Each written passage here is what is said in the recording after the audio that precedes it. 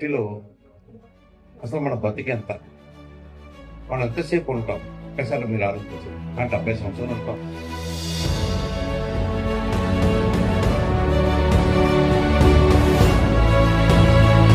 స్వామివారు మా కుటుంబానికి ఈ కళ్యాణ దర్శనుడు భాగ్యాన్ని ప్రసాదించారు.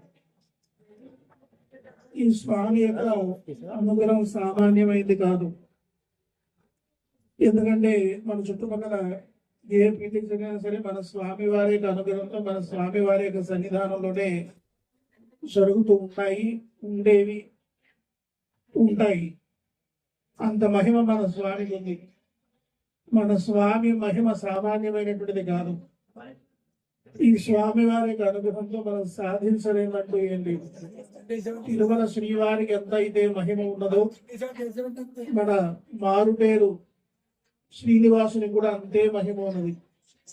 ఎందుకంటే నా ఈ స్థాయికి ప్రధాన కారణం నేను ప్రతినిత్యం కూడా నాకు అవకాశం ఉన్నంత సమయం అంతా కూడా లక్ష్మీ నరసింహస్వామి దేవాలయంలోను శ్రీమద్ వెంకటేశ్వర స్వామి వారి యొక్క దేవాలయంలోనే గడిపేవాడిని మీ అందరికీ కూడా తెలుసు.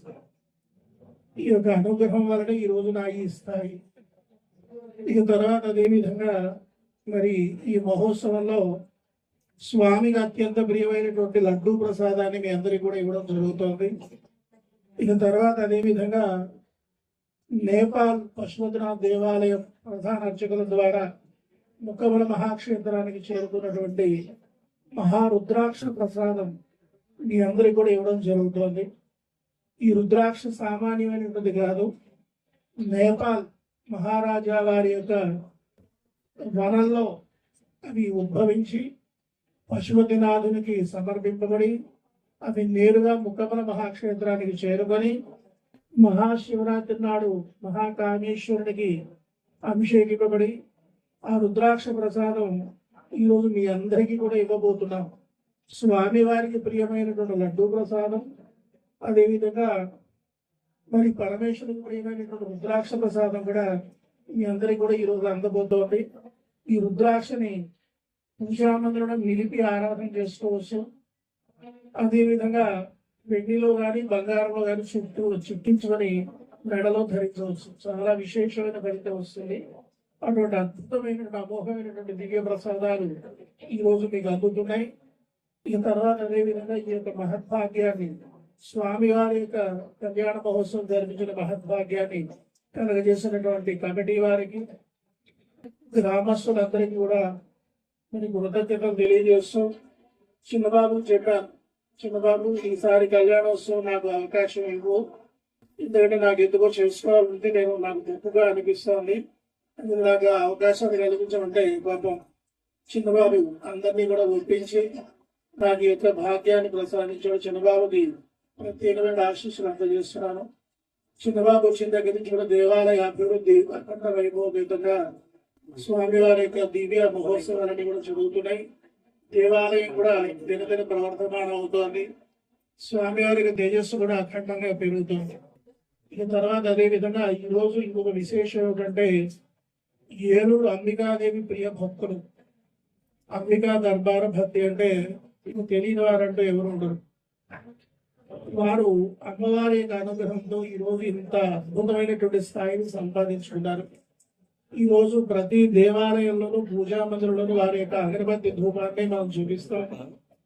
మరి అదేవిధంగా మరి అంబికా వారితో ఏనాటి నుండి ఒక అద్భుతమైనటువంటి అనుబంధం, నాకు చాలా ఇష్టమైనటువంటి కుటుంబం వారి. ఎందుకంటే అమ్మవారి యొక్క అనుగ్రహంతో అభివృద్ధి చెందడమే కాకుండా అమ్మవారి వలన మేము అభివృద్ధి చెందామని చెప్పేసరికి గర్వంగా ఆనందంగా మరి చెప్పుకునేటువంటి అద్భుతమైన కుటుంబం. ఇక తర్వాత అదే విధంగా ఇక వారు వస్తుంటే అంబికాదేవి నడిచి వస్తున్నట్టే అనిపిస్తుంది. అయితే ఏంటంటే ఈరోజు ఇంకొక విశేషం ఉంది. అంబికా కృష్ణ గారు ఒక ఎత్తు అయితే మా అమ్మ ఒక ఎత్తు. నేను మొట్టమొదటి ఏలూరులో చూశాను. యమన్ గుప్తా గారి వారి యొక్క కళ్యాణ మండపం ఓపెనింగ్ నన్ను పిలిచారు. అప్పుడు అంతకుముందు ఒక మహోత్సవానికి అమ్మ వచ్చారు. వస్తుంటే ఆమెను చూసి ఎవరో మాతాజీ వస్తున్నారు అనుకున్నాను. అయితే ఆవిడ వచ్చి పక్కన కూర్చున్న తర్వాత ఎవరమ్మా మీరు, ఏ మాతాజీ మీరంటే అంబికా కృష్ణ గారు భార్య అన్నారు. అప్పుడు నేను ఆశ్చర్యపోయాను. నేను చూసి అమ్మ వైభవం మొత్తం మీదే తల్లి అన్నాను ఆ రోజు. ఆ తర్వాత ఏలూరు ఆ యొక్క ఓపెనింగ్ అప్పుడు మీరు తోటికోడలు అంతా వస్తే అక్క చూసి ఇలా అనుకున్నానమ్మా, మరి అమ్మ సాక్షాత్తు అక్క రూపంలో ఉందంటే నిజం స్వామి. అక్క ప్రతినిత్యం కూడా 18 గంటలు పూజామందిరంలోనే గడుపుతుంది ఆ తల్లి. పూజామందిరం తప్పించి ఆవిడకి ఇంకొకటి తెలియదు అని చెప్పేసి వాళ్ళు తోటి కూడా చెప్పారు. ఆవిడే సాక్షాత్ అమ్మగారు.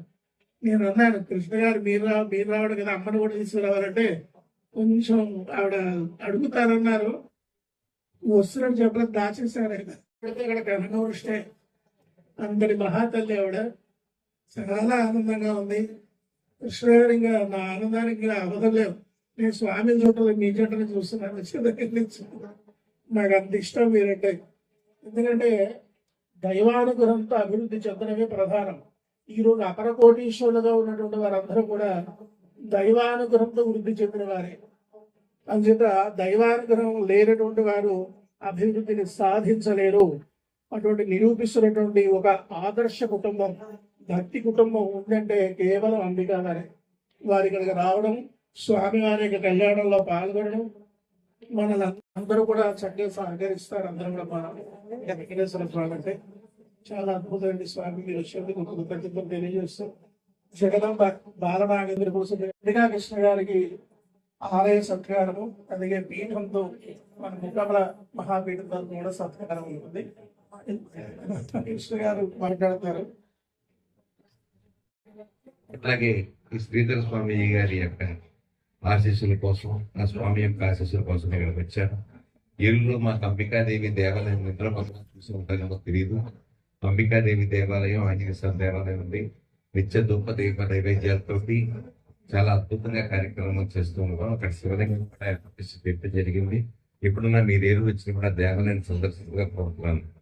ఇంకొక విషయం ఏంటంటే, భగవద్భక్తి కనుక లేకపోతే మన జీవితం వేరమ్మా.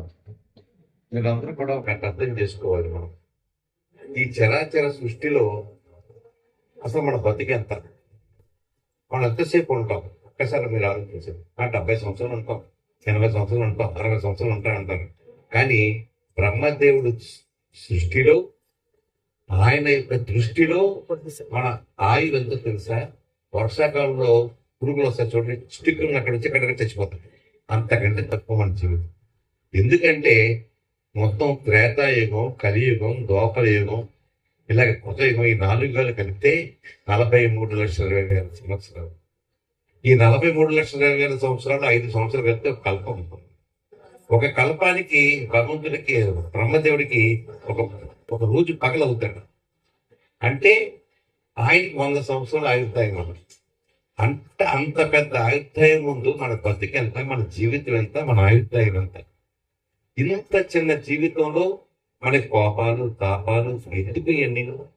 భగవంతుని నమ్ముకుంటే నీవే తప్ప నితప్పనం మెరుగా మన్నింపదనం కాలవే ఈశ్వరి అన్నట్టుగా ఆ స్వామిని, ఆ వెంకటేశ్వర స్వామిని, ఆ అంబికాతలని నమ్ముకుని మన జీవితాలు సాగించాల్సిన అవసరం ఉంది. మీకు మరొక విషయం చెప్తాను. శ్రీధర స్వామిజీ గారు మా అంబికాదేవి దేవాలయ ప్రతిష్టను కూడా తీసుకొచ్చాము. వారి యొక్క ఆశీస్సులతో ఇవాళ 24వ సంవత్సరం వచ్చింది. ఇంకొక విషయం చెప్పి నేను ముగిస్తాను. మనం ఆకలి వేస్తుంది రోజు. ఆకలి ఏంగానే ఇడ్లీ, వడ, దోశ, లేకపోతే పూరి, చపాతి, లేకపోతే అన్నం ఏదో మనం తింటాం. కానీ నీలో ఉన్న ప్రాణశక్తికి నువ్వు ఆహారం ఏం పెడుతున్నావు? నీలో ప్రాణశక్తి ఉంటేనే కదా నువ్వు బతికుండేది. నిజమైన ప్రాణం అంట ఒక ధాన్యపు కిందలో పైన చిన్న పొడిపులో ఉంటుంది చూసారు, అంత ఉంటుంది అక్కడ లోపల ఆత్మశక్తి.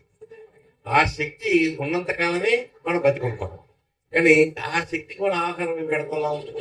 అదే భక్తి, అదే జపం, అదే మంత్రం, అదే భజన.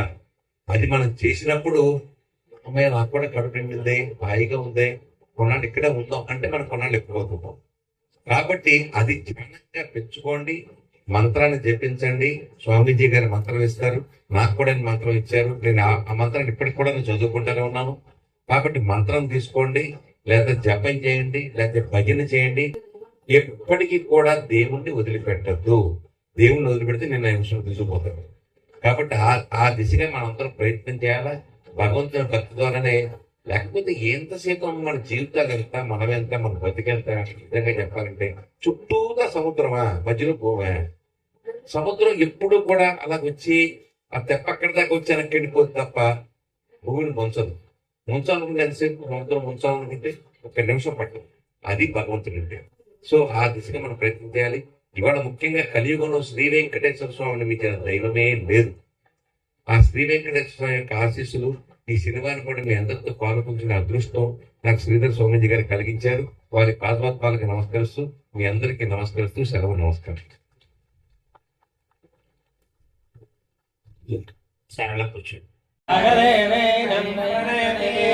ब्राह्मणारुजेयोद्धरेत् ब्राह्मणो वै सर्वा देवता सर्वाभिरेवैनं देवताभिरुद्धरति यावदेर्वै देवतास्ता सर्वा वेदविद् ब्राह्मणे वसन्ति तस्मात् ब्राह्मणेभ्यो वेदविभ्यो दिवे दिवे नमस्कुर्यान्ना श्रीलङ्गे देवा एव देवता प्रीणादि पर्याप्यानन्दराय सर्वस्तोत्रिमुत्तमहर्भवति सर्वस्याप्ये सर्वस्य जित्यै सर्वमेव तेनाप्नोति सर्वं जयते।